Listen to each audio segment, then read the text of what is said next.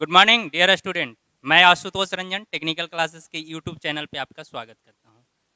Fourth semester mechanical engineering के लिए आपका एक सब्जेक्ट जो है मेजरमेंट एंड मेट्रोलॉजी करके एक सब्जेक्ट आया है, जो नया आपका फोर्थ सेमेस्टर में पढ़ना है आप लोग को। इससे पहले भी ये फिफ्थ सेमेस्टर में पढ़ाया जाता था मेट्रोलॉजी एंड क्वालिटी कंट्रोल के नाम से। उसमें थोड़ा सा सिलेबस में चेंजिंग किया है और फोर्थ सेमेस्टर में आपका कर दिया है, उसमें क्वालिटी कंट्रोल को पूरी तरह से हटा दिया गया है और सिर्फ नाम क्या दिया गया है, मेजरमेंट एंड मेट्रोलॉजी। ठीक है, मेजरमेंट एंड मेट्रोलॉजी। देखिए, सिंपल आप मेजरमेंट का मतलब समझिए तो आप जानते होंगे मापना, किसी चीज को मापना क्या कहलाता है, मेजरमेंट कहलाता है, मतलब मापन कहलाता है हिंदी में यदि जाने तो मेट्रोलॉजी जो होता है, science of measurement is called metrology. मतलब मेजरमेंट की जो साइंस है, जो विज्ञान है मेजरमेंट करने का, उसी को हम लोग क्या बोलते हैं, मेट्रोलॉजी बोलते हैं। तो ये आपका सब्जेक्ट हो गया कि मेजरमेंट ऑफ साइंस। साइंस, ऐसा साइंस जिसमें मेजरमेंट के बारे में हम लोग पढ़ते हैं, उसको हम लोग क्या बोलते हैं, मेट्रोलॉजी बोलते हैं। ठीक है, तो मेट्रोलॉजी में आज हम लोग सिलेबस को डिस्कस करने वाले हैं, क्या क्या चीज हम लोग को पढ़ना है। ये सिलेबस डिस्कस करने से ये होता है कि आपको पता चल जाता है, पहले से पता रहता है कि हमको क्या क्या चीज पढ़ना है, और उसमें आपका एक इंटरेस्ट, सब्जेक्ट से रिलेटेड एक क्या होता है, इंटरेस्ट जगता है कि इस सब्जेक्ट में हम लोग ये चीज सीखने वाले हैं। तो इससे इंटरेस्ट जगता है, तो आपके जो सीखने का जो उत्सुकता है वो बढ़ जाता है। बहुत अच्छा सब्जेक्ट है मेट्रोलॉजी एंड मेजरमेंट है, या एंड मेट्रोलॉजी, या सिर्फ मेट्रोलॉजी बोलिएगा तो भी काम चलेगा। तो ये मेट्रोलॉजी जो सब्जेक्ट है वो आपका बहुत ही इंटरेस्टिंग सब्जेक्ट है, प्रैक्टिकल सब्जेक्ट है। आप हर जगह इसका इस्तेमाल देखते होंगे। आप या तो कोई कहीं पे भी कंपनी का काम देखते होंगे, किसी भी इंडस्ट्री का काम देखते होंगे, तो बिना मेजरमेंट के संभव ही नहीं है। और सबसे ज्यादा हम लोग precise measurement, accurate measurement mechanical engineering में ही किया जाता है। जैसे आप मान लिया जाए घर वगैरह नाप रहे हैं, तो एक आध 2 इंची, एक आध 2 सेंटीमीटर आगे पीछे है, तो उसका कोई कहीं कोई कैलकुलेशन नहीं होता है कि 1 सेंटीमीटर आपका जमीन आगे निकल रहा है, 1 सेंटीमीटर पीछे निकल रहा है। सेंटीमीटर में नहीं वहां बात चलता है जमीन का, या कोई भी और इंस्ट्रूमेंट में आप देखें तो। लेकिन मैकेनिकल में जो मेजरमेंट हम लोग करते हैं, वो मेजरमेंट बहुत माइनर तक किया जाता है, मतलब माइक्रोमीटर तक किया जाता है, माइक्रोन तक किया जाता है। माइक्रोन मतलब 1 mm के 1,000वां पार्ट को क्या कहते हैं, माइक्रोन बोलते हैं। हम लोग जो मेजरमेंट करते हैं माइक्रोन तक में मेजरमेंट कर लेते हैं। मतलब ऐसा फिटिंग करना रहता है हम लोग को दो पार्ट्स को कि एकदम एग्जैक्ट फिटिंग हो। एग्जैक्ट फिटिंग हो मतलब एक का डाया 20 है, तो इसका भी 20 या 19.99 तक हो, ऐसा फिटमेंट हम लोग को चाहिए। 19.9999 ऐसे करके, मतलब आप 1 mm के 1,000वां पार्ट तक मेजर करके आप उसको फिटमेंट देते हैं। ये सिर्फ लीनियर मेजरमेंट की बात नहीं करता है। ये लीनियर मेजरमेंट मतलब लंबाई मापना, चौड़ाई मापना, हाइट मापना, ये आप लीनियर मेजरमेंट हो गया। दूसरा जो मेजरमेंट होता है, एंगुलर मेजरमेंट होता है। एंगुलर मेजरमेंट कहने का मतलब क्या हो गया, आपको एंगल मेजर करना है। कोई दो सरफेस है, उसके बीच में कितना का एंगल बन रहा है, कितने डिग्री पे इंक्लाइंड है, तो ये सारा चीज भी एंगुलर मेजरमेंट में हम लोग करते हैं। मेजरमेंट का जो टेक्निक है वो दो तरह का मेजरमेंट होता है, एक डायरेक्ट मेजरमेंट होता है और दूसरा इनडायरेक्ट मेजरमेंट होता है। डायरेक्ट मेजरमेंट में डायरेक्ट आपको वैल्यू बताया जाता है, जैसे स्केल से आप सिंपल कोई चीज मेजर कर रहे हैं तो आपका क्या हो जाएगा, डायरेक्ट मेजरमेंट हो जाएगा। लेकिन बार्नियर कैलिपर आप ये देखे हैं, आपका जो जॉनी कैलिपर जो होता है, जिसमें आप जो है ये देखते थे सेट स्क्वायर, आप इसमें इंस्ट्रूमेंट में जो आपका इंस्ट्रूमेंट बॉक्स होता था उसमें, उससे कोई चीज मेजर किए उसको ले जाकर के दूसरे इंस्ट्रूमेंट पे मेजर करें तो वो इनडायरेक्ट मेजरमेंट कहलाता है। तो ये दोनों तरह के मेजरमेंट के बारे में हम लोग को पढ़ना है। दूसरा बात ये होता है कि डायरेक्ट मेजरमेंट या इनडायरेक्ट मेजरमेंट में आपको जो इंस्ट्रूमेंट यूज किया गया है उसको कैटेगराइज कर दिया गया है। एक आपका प्रिसीजन इंस्ट्रूमेंट होता है, दूसरा नॉन प्रिसीजन इंस्ट्रूमेंट होता है।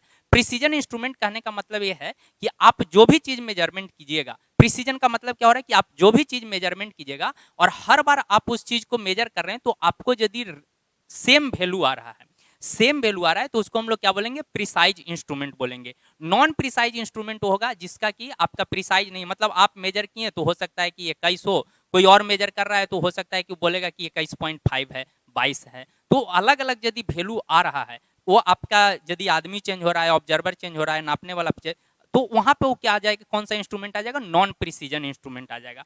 ठीक है, लेकिन प्रिसीजन इंस्ट्रूमेंट उसको बोलेंगे जिसमें हर बार सेम वैल्यू होगा। और एक कब होगा, प्रिसीजन इंस्ट्रूमेंट कब होगा, जिसका जितना लिस्ट काउंट, मतलब कम से कम मापने की जो क्षमता है वो जितना कम रहेगा उतना ही ज्यादा वो प्रिसाइज इंस्ट्रूमेंट रहेगा, उतना ही ज्यादा वो प्रिसाइज इंस्ट्रूमेंट रहेगा। अभी इंट्रोडक्शन वाला पार्ट हम बता रहे हैं, हो सकता है कि आपको थोड़ा कम अभी समझ में आ रहा होगा, क्योंकि आप ये टर्म को लिख करके समझाया नहीं जा रहा है कैसे आप प्रिसीजन को डिफाइन करिएगा, कैसे आप नॉन प्रिसीजन को डिफाइन कीजिएगा, ये हम लोग जब पढ़ेंगे सिलेबस में तो पूरी बात आपको समझ में आएगा, बेहतर तरीका से समझ में आएगा।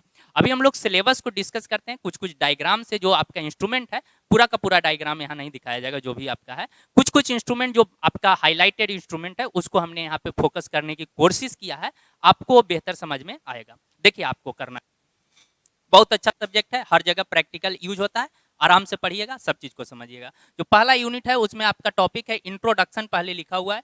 इंट्रोडक्शन में आपका है डिफिनेशन ऑफ मेजरमेंट, मेजरमेंट का क्या डिफिनेशन होता है ये आपको पता चलेगा। मेजरमेंट का क्या डिफिनेशन होता है ये आपको पता चल जाएगा, डिफिनेशन ऑफ मेजरमेंट। उसके बाद सिग्निफिकेंस ऑफ मेजरमेंट है, मेजरमेंट का सिग्निफिकेंस क्या है, जरूरत क्या है। उसके बाद मेथड ऑफ मेजरमेंट, हमने बताया कि डायरेक्ट और इनडायरेक्ट मेथड होता है, तो आपको पढ़ना है। जनरलाइज मेजरिंग सिस्टम, कौन कौन सा मेजरिंग सिस्टम है उसके बारे में पढ़ना है। स्टैंडर्ड ऑफ मेजरमेंट, स्टैंडर्ड में प्राइमरी और सेकेंडरी मेजरमेंट है, इसके बारे में पढ़ना है। Factor influence selecting of measuring instrument, मतलब आपको ये इसमें ये पढ़ना है, 7-8 पॉइंट रहता है इसमें, जिसके आधार पर हमको जो कोई भी चीज मेजर करना है, कोई आपको ऑब्जेक्ट दिया गया, कोई आपको वर्कपीस दिया गया, उस वर्कपीस को मेजर करना है, तो आपको किस आधार पर कौन से इंस्ट्रूमेंट से सिलेक्ट कीजिएगा, एक किस फैक्टर, कौन कौन सा फैक्टर इस पे डिपेंड करेगा, कौन कौन सा फैक्टर इन्फ्लुएंस होगा, वो फैक्टर के आधार पर हम लोग ये तय करते हैं कि इस ऑब्जेक्ट को हम कौन से मेजरिंग इंस्ट्रूमेंट से मेजर करें। तो वो सिलेक्ट कैसे होगा उसको हम लोग इस टॉपिक में पढ़ेंगे। 7-8 पॉइंट है, उस पॉइंट को आपको डिस्कस करके बताया जाएगा और समझाया जाएगा कि किस आधार पर आप इंस्ट्रूमेंट जो है वो सिलेक्ट कर रहे हैं, ये हो गया। उसके बाद है टर्म या टर्मिनोलॉजी इसको बोलते हैं। इसमें आपका देखिए प्रिसीजन, प्रिसीजन मतलब आप मेजर कर रहे हैं और हर बार आपको सेम वैल्यू मिल रहा है, तो उसको हम लोग क्या बोलेंगे, प्रिसीजन बोलेंगे। तो प्रिसीजन क्या होता है वो हम लोग समझेंगे। एक्यूरेसी, एक्यूरेसी मतलब आपका जो टारगेट वैल्यू है उसको कितना आप क्लोज पहुंच रहे हैं, उसको हम लोग क्या बोलेंगे, एक्यूरेसी बोलेंगे। देखिए बहुत बार आपको प्रिसीजन और एक्यूरेसी दोनों में कंफ्यूजन हो जाता है, दोनों को हम लोग आराम से समझेंगे। दोनों में डिफरेंस भी पूछा जाता है कि प्रिसीजन और एक्यूरेसी में क्या डिफरेंस है, ये आपको बताना है, तो उसको भी हम लोग पढ़ेंगे कि एक्यूरेसी किसको कहते हैं और प्रिसीजन किसको कहते हैं। सिंपल डिफिनेशन आप समझ चुके हैं। एक्यूरेसी मतलब टारगेट वैल्यू जो आपको दिया गया है, उस टारगेट वैल्यू के आप कितना नजदीक हैं उसको हम लोग क्या बोलेंगे, प्रिसीजन बोलेंगे। ठीक है, एक्यूरेसी बोलेंगे। प्रिसीजन बोलेंगे कि आपका हर बार यदि सेम वैल्यू आ रहा है मेजर करने के बाद, तो उसको हम लोग क्या बोलेंगे, प्रिसीजन बोलेंगे। तो एक्यूरेसी प्रिसीजन हो गया। सेंसिटिविटी, सेंसिटिविटी कहने का मतलब क्या हो गया कि आप कोई भी चीज मेजर कर रहे हैं, कोई भी चीज मेजर कर रहे हैं, तो आप यदि उसमें थोड़ा सा चेंजिंग आता है, थोड़ा सा चेंजिंग आता है, तो आपका वो जो है, आपका जो दिख रहा है, जो आपका आउटपुट मिल रहा है, उस आउटपुट में चेंजिंग आना चाहिए।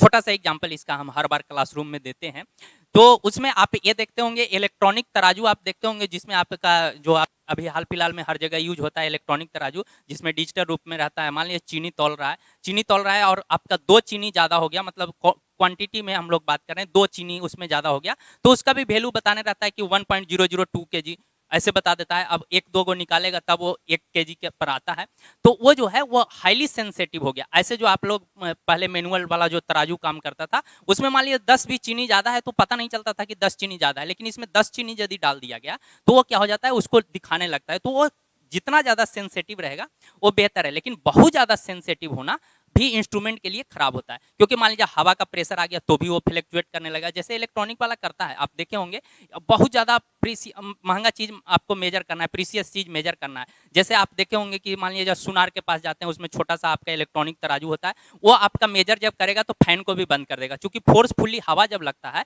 तो उसके कारण भी उसमें फ्लक्चुएशन आता है, और यदि आपका माइनर ग्राम भी, कुछ ग्राम भी यदि इधर उधर होता है तो उसका जो है आपका कीमत बहुत ज्यादा डिफरेंस हो जाता है। तो इसलिए वहां पे सेंसिटिव तो चाहिए, लेकिन बहुत ज्यादा सेंसिटिव नहीं चाहिए। ठीक है, सेंसिटिव चाहिए कि आपको लॉस नहीं हो। जैसे मान लीजिए 10 चीनी भी यदि ज्यादा जा रहा है तो ज्यादा है ना, और यदि वो महंगा रहता है, चीनी 40 रुपये केजी है तो वो चलेगा, लेकिन यदि उसी को 500-1000 रुपये केजी कर दिया जाए तो वो चीज क्या हो जाएगा, आपके लिए नुकसानदायक होगा। तो इसलिए सेंसिटिव भी होना जरूरी है। उसके बाद रिपीटेबिलिटी, रिपीटेबिलिटी का मतलब क्या हो गया कि आप यदि कोई भी चीज मेजर कर रहे हैं तो जो आपको आउटपुट मिल रहा है कि 5 केजी है, 10 केजी है, वो रिपीट करना चाहिए कंसिस्टेंट बेसिस पर, मतलब लगातार आपको दिखना चाहिए कि 5 केजी। ऐसा नहीं कि एक बार दिखाया और तुरंत खत्म हो गया। अब आप 5 केजी रखे हुए हैं तो फिर से उठा करके रखिएगा, तब दिखाएगा 5 और फिर खत्म हो गया, तो वो रिपीटेबिलिटी नहीं है। रिपीट करना चाहिए, मतलब कंसिस्टेंट बेसिस पर उसको दिखाने रखना चाहिए। 5 केजी आप कोई ऑब्जेक्ट रखे हैं तराजू पर, तो 5 केजी लगातार दिखाते रहे तब तक कि आप उसको हटा नहीं दें। ये आपका है रिपीटेबिलिटी। रेंज के बारे में पढ़ेंगे, रेंज क्या होता है, थ्रेशोल्ड के बारे में पढ़ेंगे, हाइटेसिस के बारे में पढ़ेंगे, कैलिब्रेशन के बारे में पढ़ेंगे, इरर इन मेजरमेंट के बारे में पढ़ेंगे, इरर कितने तरह का इरर होता है उसके बारे में हम लोग पढ़ेंगे, क्या क्या इरर होता है उसके बारे में पढ़ेंगे हम लोग, क्लासिफिकेशन ऑफ इरर, इरर का क्लासिफिकेशन, डिफरेंट टाइप्स का इरर होता है, रैंडम इरर होता है, ह्यूमन इरर होता है, वो सारे इरर को हम लोग इसमें पढ़ेंगे। सिस्टमैटिक एंड रैंडम इरर के बारे में पढ़ेंगे, रैंडम इरर या सिस्टमैटिक इरर, ह्यूमन इरर भी होता है, तो उसके बारे में हम लोग पढ़ेंगे। समझ गए बात। उसी में पहला यूनिट में ही दूसरा पॉइंट जो है 1.2 मेजरिंग इंस्ट्रूमेंट के बारे में पढ़ना है। मेजरिंग इंस्ट्रूमेंट मतलब आपको मापने के लिए जो इंस्ट्रूमेंट आप यूज कीजिएगा, कोई भी चीज मेजर करना है तो उसके लिए इंस्ट्रूमेंट जरूरी होता है, बिना इंस्ट्रूमेंट के आप मेजर नहीं कर पाइएगा, बिना इंस्ट्रूमेंट के आप मेजर नहीं कर पाइएगा। तो वो कौन कौन सा इंस्ट्रूमेंट आप मेजर कीजिएगा, ये आपको कैसे कौन कौन सा इंस्ट्रूमेंट होता है उसके बारे में हम लोग पढ़ेंगे। तो इंट्रोडक्शन मतलब मेजरिंग इंस्ट्रूमेंट क्या होता है उसका डिफिनेशन को हम लोग समझेंगे। थ्रेड मेजरमेंट के लिए, थ्रेड मेजरमेंट मतलब गुना कहीं किया हुआ है तो गुना में जो थ्रेड होता है उसमें major diameter, minor diameter, crest, root, flank, जो भी आपका पिच है या आपका लीड है उसको मेजर करने के जो इंस्ट्रूमेंट है उसके इंस्ट्रूमेंट के बारे में हम लोग पढ़ेंगे, चर्चा करेंगे। ठीक है। थ्रेड गेज माइक्रोमीटर से, थ्रेड गेज माइक्रोमीटर से आपका minor diameter, major diameter measure किया जाता है, तो उसके बारे में हम लोग पढ़ेंगे। एंगल मेजरमेंट के बारे में पढ़ेंगे, एंगल कैसे कैसे मेजर किया जाता है, बेवल प्रोटेक्टर से मेजर किया जाता है, साइन बार से मेजर किया जाता है, गेज से, प्लेन गेज से, रिंग गेज से, स्नैप गेज से, लिमिट गेज से। कंपरेटर में आपका कैरेक्टरिस्टिक ऑफ कंपरेटर में पढ़ना है, टाइप्स ऑफ कंपरेटर पढ़ना है। टाइप्स ऑफ कंपरेटर में मैकेनिकल कंपरेटर में आपका डायल कंपरेटर आता है, डायल गेज कंपरेटर आता है, आपका सिग्मा कंपरेटर आता है, दोनों के बारे में हम लोग पढ़ेंगे। और कंपरेटर है, न्यूमेटिक कंपरेटर है, ऑप्टिकल कंपरेटर है, तो सारे के बारे में हम लोग चर्चा करेंगे कि कौन कौन सा कंपरेटर होता है, कितने तरह का होता है, कैसे काम करता है, उसके प्रिंसिपल पे भी हम लोग जाएंगे, चर्चा करेंगे, कैसे किया जाता है काम, उससे कैसे कोई चीज़ मेजरमेंट करते हैं उसके बारे में भी हम लोग डिटेल्स में चर्चा करेंगे। उसके बाद है आपका सरफेस फिनिश। सरफेस फिनिश में आपका आ जाता है definition and terminology of surface finish. मतलब डिफिनेशन क्या है, सरफेस फिनिश किसको बोलते हैं, मतलब कोई भी आप सरफेस देखिएगा, सपोज कीजिए सरफेस आप देख रहे हैं, ये सरफेस आपका रेगुलर है कि नहीं, इरेगुलर है, उसको हम लोग क्या बोलेंगे, कितना सरफेस फिनिश है। बहुत ज़्यादा इरेगुलर है तो उसको हम लोग बोलेंगे कि रफ है, यदि सरफेस फिनिश है तो उसको हम लोग बोलेंगे सरफेस में। प्राइमरी टेक्सचर निकालते हैं, सेकेंडरी टेक्सचर निकालते हैं, तो कैसे निकलता है, क्या होता है, उसके टर्मिनोलॉजी पे भी हम लोग चर्चा करेंगे कि कौन कौन सा टर्मिनोलॉजी होता है। टेलरुस सरफेस रफनेस टेस्टर है, कैसे इस पे चेक किया जाता है कि सरफेस कितना रफ है। कोऑर्डिनेट मेजरिंग मशीन, ये आपका कोऑर्डिनेट मेजरिंग मशीन, CMM इसको शॉर्ट में बोलते हैं, ये आपका कोऑर्डिनेट मेजरिंग मशीन है, बहुत ज़्यादा हाईली आपका प्रिसाइज इंस्ट्रूमेंट है, जिसमें आप लोग क्या करते हैं कि कोई भी चीज़ को आप मेजर करना है तो उसका कोऑर्डिनेट लेकर के आप आराम से मेजर कर सकते हैं, तो उसको हम लोग क्या बोलते हैं, कोऑर्डिनेट मेजरिंग मशीन। उसके बारे में भी पढ़ेंगे, कैसे किया जाता है इस पे, उसके बारे में भी चर्चा करेंगे। देखिए यहाँ पे डायग्राम जो हमने दिखाया है वो आपको डायग्राम क्या क्या दिखाया है, ये आपका थ्रेड माइक्रोमीटर है, थ्रेड मेजरिंग माइक्रोमीटर है, जिसमें आपका यहाँ पे थ्रेड के लिए ऐसे बना हुआ रहता है, यहाँ पे भी आपका बना हुआ रहता है, ये आपका थ्रेड, अब दोनों तरफ से इसमें आपका होल रहता है, इसमें आप थ्रेड जो जाएगा ऐसे जाएगा, तो इसमें आपका एक तरफ से जो ऐसे जा रहा है तो यहाँ और यहाँ पे टच करवा करके इसके डायामीटर को मेजर करने का काम किया जाता है। ठीक है।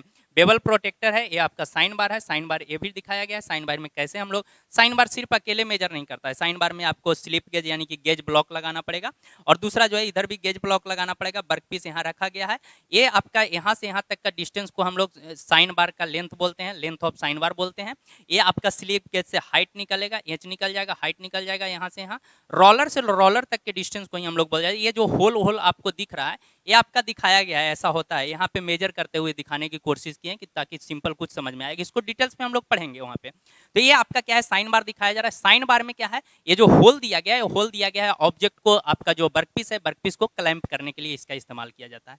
समझ गए बात। देखिए आगे अगला देखिए, और भी डायग्राम इसमें हमने इसमें दिया है, आपको लगाया है, उसमें आपका देखिए डिफरेंट टाइप्स का गेज है, जिसमें प्लग गेज है, प्लग गेज है, रिंग गेज है, प्लग गेज है, प्लग गेज है, ये वाला रिंग गेज है, स्नैप गेज है, टेलीस्कोपिक गेज है, वायर गेज है, डायल गेज है, बोर गेज है, स्लिप गेज है, ड्रिल गेज है, यहाँ पे आपका ड्रिल एंगल गेज है, और ये आपका टेपर गेज है। तो ये अलग अलग जो गेज है, गेज बहुत तरह का होता है, इस सारे गेज के बारे में हम लोग चर्चा करेंगे, कौन कौन सा गेज होता है, कैसे इससे काम किया जाता है, इस सारे के बारे में डिटेल से हम लोग पढ़ेंगे, कौन से गेज से क्या मेजर किया जाता है, इसके बारे में हम लोग चर्चा करेंगे। ठीक है। आगे देखिए अगला, देखिए अगला जो दूसरा यूनिट स्टार्ट होता है, ये आपका डायल गेज इंडिकेटर है। डायल गेज इंडिकेटर को यहाँ दिखाया गया है। कोई भी चीज़ को आपको मेजर करना है तो कैसे ये प्लंजर जो होता है, प्लंजर अप डाउन करता है, उसके अनुसार ये जो आपका नीडल है, नीडल फ्लक्चुएट करता है, और हम लोग ये तय करते हैं कि कितना आपका ये जो है सरफेस जो है रफ है, या स्क्वायरनेस चेक करते हैं, राउंडनेस चेक करते हैं। कैसे किया जाता है, क्या इसके पीछे मैकेनिज्म है, कैसे ये काम करता है, इसमें आपका रैक एंड पिनियन लगा हुआ रहता है, रैक एंड पिनियन के आधार पे काम करता है। रैक एंड पिनियन क्या होता है उसके बारे में भी हम लोग चर्चा करेंगे, कैसे काम होता है उसके बारे में भी हम लोग चर्चा करेंगे, ठीक है। उसके बाद देखिए सेकेंड यूनिट जो है वो आपका है transducer and strain gauge. Transducer and strain gauge में आपका ट्रांसड्यूसर क्या होता है उसके बारे में हम लोग पढ़ेंगे, इंट्रोडक्शन, क्लासिफिकेशन और ट्रांसड्यूसर पढ़ेंगे। ट्रांसड्यूसर को क्या क्या कितने पार्ट्स में क्लासिफाई किया गया है उसके बारे में पढ़ेंगे। उसमें आपका 2 कॉइल सेल्फ इंडक्शन ट्रांसड्यूसर हो जाता है, पीजो इलेक्ट्रिक ट्रांसड्यूसर हो जाता है, स्ट्रेन गेज हो जाता है, मेजरमेंट स्ट्रेन गेज हो जाता है, क्लासिफिकेशन हम लोग पढ़ेंगे, स्ट्रेन गेज का क्लासिफिकेशन पढ़ेंगे, माउंटिंग ऑफ स्ट्रेन गेज पढ़ेंगे, स्ट्रेन गेज रीसेट्स 2 और 3 एलिमेंट्स के बारे में पढ़ेंगे, ठीक है। Measurement of force, torque and pressure. Measurement of इस दूसरा यूनिट में फोर्स, टॉर्क और प्रेशर को मेजरमेंट करने के लिए हम लोग कौन कौन सा इंस्ट्रूमेंट यूज करेंगे, कैसे मेजरमेंट किया जाएगा, इसमें आपका इलेक्ट्रिकल का पार्ट यहाँ पे आएगा और उसके आधार पर हम लोग तय करेंगे। तो इसमें आपका स्प्रिंग बैलेंस क्या होता है, प्रोवोनी रिंग क्या होता है, लोड सेल क्या होता है, टॉर्क मेजरमेंट करने के लिए प्रोनी ब्रेक का इस्तेमाल हम लोग करते हैं, ईडी करेंट का इस्तेमाल करते हैं, हाइड्रोलिक डायनेमोमीटर का इस्तेमाल करते हैं, प्रेशर मेजरमेंट का इस्तेमाल करते हैं, प्रेशर मेजरमेंट का इस्तेमाल हम लोग करते हैं, ठीक है। उसके बाद है आपका एमसी क्लोज गेज का। एमसी क्लोज गेज क्या होता है उसके बारे में भी हम लोग चर्चा करेंगे, ठीक है।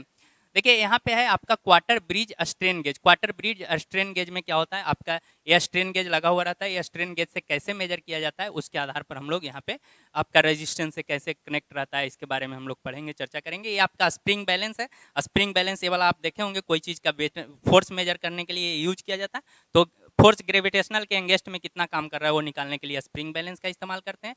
ये आपका प्रोवेनी रिंग है। प्रोवेनी रिंग यहाँ जो दिया गया था आपको ऑब्जेक्टिव में, प्रोवेनी रिंग ये वाला ये आपका दिया गया था सिलेबस में, प्रोवेनिंग रिंग।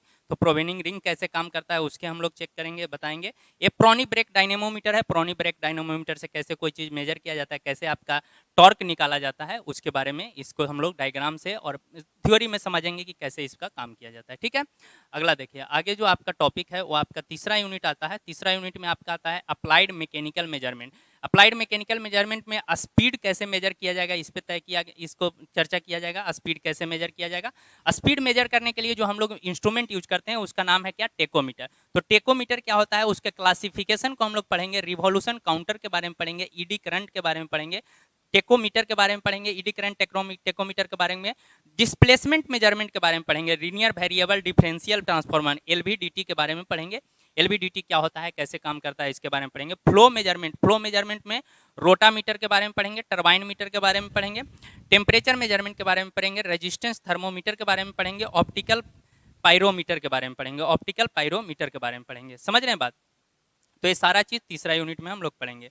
मिसलेनियस मेजरमेंट में हम लोग पढ़ेंगे ह्यूमिडिटी मेजरमेंट। ह्यूमिडिटी मेजरमेंट में हेयर हाइग्रोमीटर के बारे में पढ़ेंगे। हेयर हाइग्रोमीटर क्या होता है, हाइग्रोमीटर ह्यूमिडिटी मेजर करने का इंस्ट्रूमेंट है। डेंसिटी मेजरमेंट में हाइड्रोमीटर का हम लोग इस्तेमाल करें। देखिए यहाँ हाइग्रोमीटर है, ये हाइड्रोमीटर है। हाइड्रोमीटर जो है वो आपका डेंसिटी मेजर करेगा। ये आपका ऑब्जेक्टिव एक सवाल यहीं से बन गया, हाइड्रोमीटर किसका मेजरमेंट करेगा, डेंसिटी या स्पेसिफिक ग्रेविटी के मेजरमेंट करेगा। ह्यूमिडिटी मेजर करने के लिए हम लोग किसका इस्तेमाल करेंगे, हाइग्रोमीटर का इस्तेमाल करेंगे। लिक्विड लेवल मेजरमेंट के लिए स्लाइट ग्लास का, फ्लोट क्लोज का, बायोमेडिकल मेजरमेंट करने के लिए सिप्को मैनोमीटर का इस्तेमाल करेंगे। तो ये सारा चीज़ें यहाँ देखिए आपका डायग्राम में दिखाया गया, टेकोमीटर दिखाया गया है। टेकोमीटर 4 व्हीलर गाड़ी में देखे होंगे, कार वगैरह में देखे होंगे, ऐसे जो बताता है स्पीड आपका बताता है वो आपका क्या करता है, टेकोमीटर है। टेकोमीटर का इस्तेमाल यहाँ भी दिखाया गया है। शाफ्ट जो घूम रहा है आपका, इस शाफ्ट के आपका स्पीड को नोट करेगा, आरपीएम को नोट करेगा, कितने स्पीड से ये घूम रहा है, तो उसको हम लोग टेकोमीटर से इस्तेमाल करते हैं। यहाँ पे देखिए, यहाँ पे आपका हाइग्रोमीटर है, ये नीचे वाला आपको देखना है, ऊपर में टेकोमीटर लगा हुआ है जो आपका स्पीड को बताएगा, ये टेकोमीटर है। यहाँ पे हाइग्रोमीटर है छोटा सा वाला, तो ये हाइग्रोमीटर कैसे काम करेगा, ये है, ये हाइड्रोमीटर है, ये हाइड्रोमीटर है, ये हाइग्रोमीटर है जो आपका क्या मेजरमेंट करेगा, आपको हाइग्रोमीटर क्या मेजरमेंट करता है, हाइग्रोमीटर जो है वो आपका मेजरमेंट कर रहा है क्या, हाइग्रोमीटर जो है वो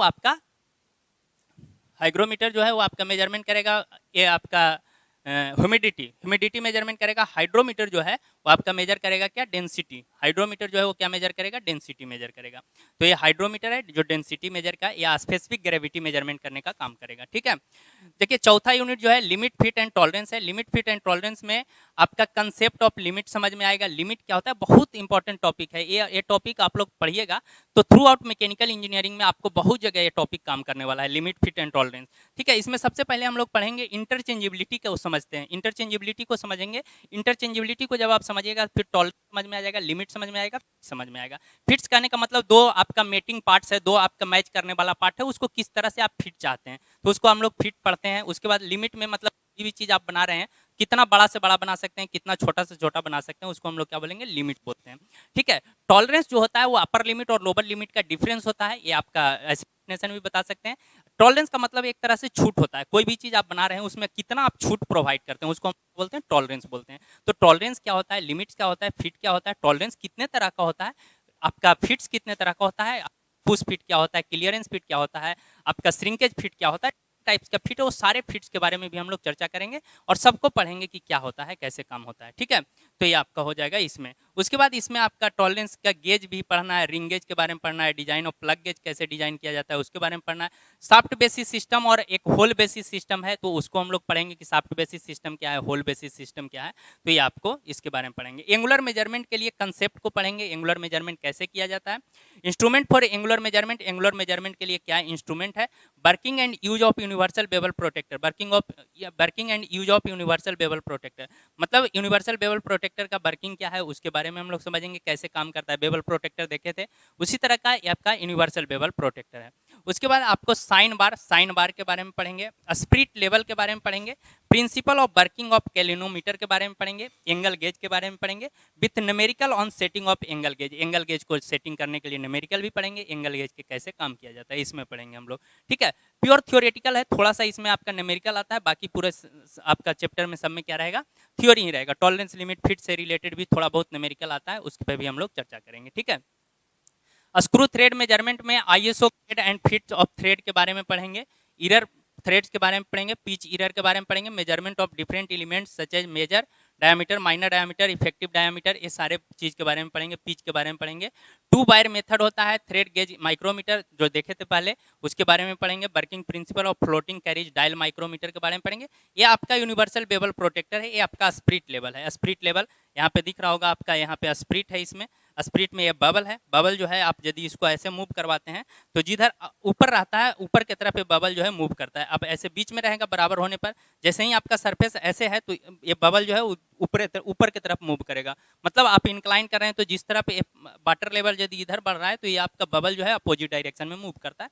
इसके प्रिंसिपल पे भी ये फ्लैटनेस चेक करने का आसान सा नियम है, आसान सा उपाय है कैसे फ्लैटनेस चेक किया जाएगा, तो उसको यहाँ से चेक कर लिया जाता है, ठीक है। ये आपका चौथा यूनिट हो जाएगा। ये आपका थ्रेड गेज माइक्रोमीटर है, स्क्रू थ्रेड माइक्रोमीटर है, ये आपका थ्रेड गेज है, थ्रेड गेज से इसमें आपका पिच मेजर करने का इंस्ट्रूमेंट है, पिच मेजर हो जाता है। इसमें देख रहे होंगे आपका थ्रेड टाइप के ऐसे कटा हुआ है आपका, ऐसे ये थ्रेड जो है, आप जो थ्रेड है नट बोल्ट जो भी है उसमें आप मैच करवा करके देखना है, जो मैच कर रहा है उसके आधार पर हम लोग तय करते हैं, इसके नंबर लिखा हुआ रहता है कि 1 नंबर 2 नंबर 5 नंबर 7 नंबर, तो उतना पिच आपका आ जाता है। उसको कैसे करना है उसको हम लोग वहाँ पे समझेंगे, ठीक है। उसके बाद आपका लास्ट जो यूनिट है वो आपका है गियर मेजरमेंट एंड टेस्टिंग। 5वां यूनिट जो है वो क्या है, गियर मेजरमेंट एंड टेस्टिंग।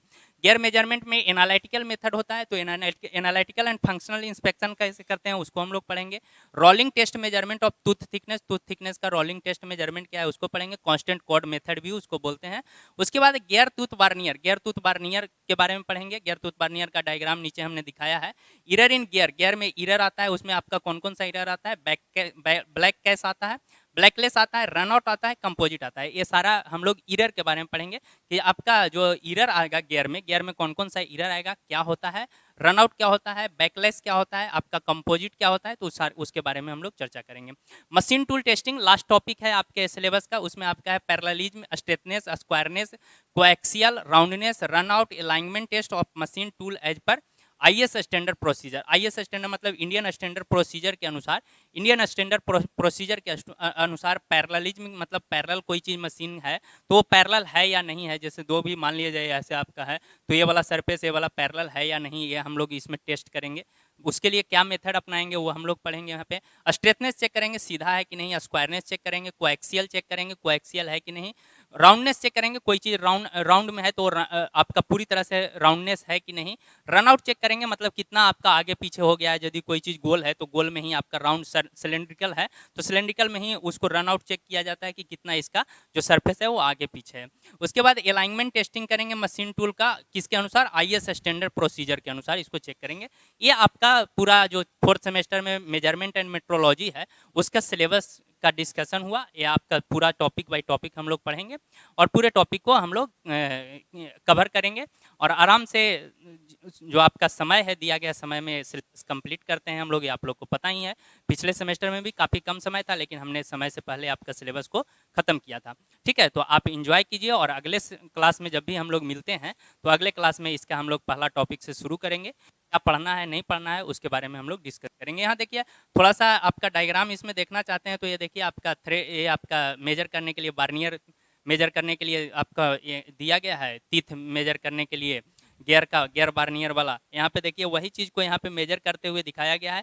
ये आपका गियर का टीथ है, इसमें मेजर करके ये वाला आपका पिच सर्कल है तो पिच सर्कल से ये वाला कितना थिकनेस है पिच सर्कल के पास वो आपको करके दिया जाता है। अब फाइनली यहाँ पे स्केल लगा हो रहता है, स्केल में आप देख सकते हैं, देखिए यहाँ पे आपका इसमें स्केल बना हुआ है, इसमें स्केल बना हुआ है तो इस स्केल से आधार पर बार्नियर के ऊपर करता है उसी दो बार्नियर को मिला करके बनाया गया। बार्नियर कैलिपर कैसे काम करता है तो दो स्केल के डिफरेंस से काम करता है। तो दो स्केल के डिफरेंस कैसे काम करता है उसके बारे में हम लोग जानेंगे, लिस्ट काउंट क्या होता है बार्नियर कैलिपर का उसके बारे में भी जानेंगे। ठीक है, तो फिर अगले क्लास में हम लोग मिलते हैं और नया फर्स्ट वाला जो टॉपिक है मेट्रोलॉजी का डिफिनेशन यानी कि मेजरमेंट का डिफिनेशन उसको और क्लासिफिकेशन ऑफ मेजरमेंट उसके बारे में हम लोग पढ़ते हैं। चलिए ठीक है, थैंक यू।